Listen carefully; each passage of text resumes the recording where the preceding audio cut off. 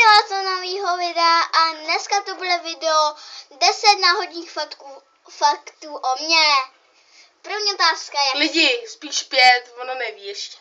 První otázka, jak se jmenuji se Natálie.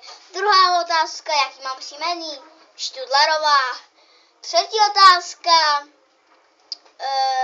kolik mi je let, je mi 8. Je mladá. Jsem docela mladá. Dělej. Čtvrtá otázka.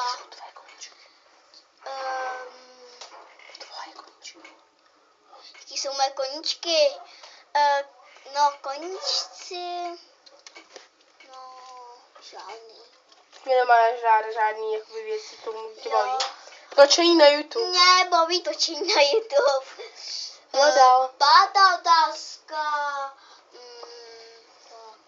Nevím. Kolik máš zvířat a jak? Kolik mám zvířat? Mám jednoho. Ty nemáš rybu? No, tak spíš 2.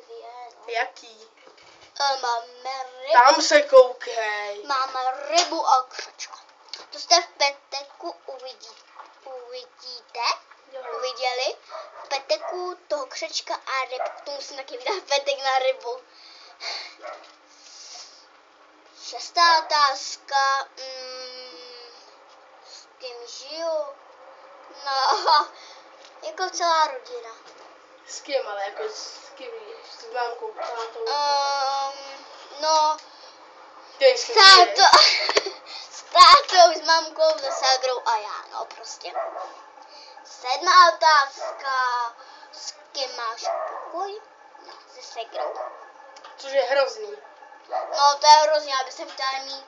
No, my jsme dvě, že já bych chtěla mít svůj pokoj a ona chce mít svůj pokoj. Jaká je to teď otázka?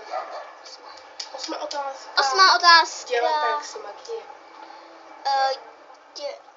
Dělám svou magii. Řekni, dělám svou magii. Dělám praxi magie. Osmá otázka, dělám svoji magii. Osmá otázka, dělám svoji magii. Dělám praxi magie. Dělám praxi magie. Devátá otázka, to už je poslední. Máš kluka. Máš kluka. Mám kluka, no, nemám kluka. A poslední otázka, 10. otázka. No.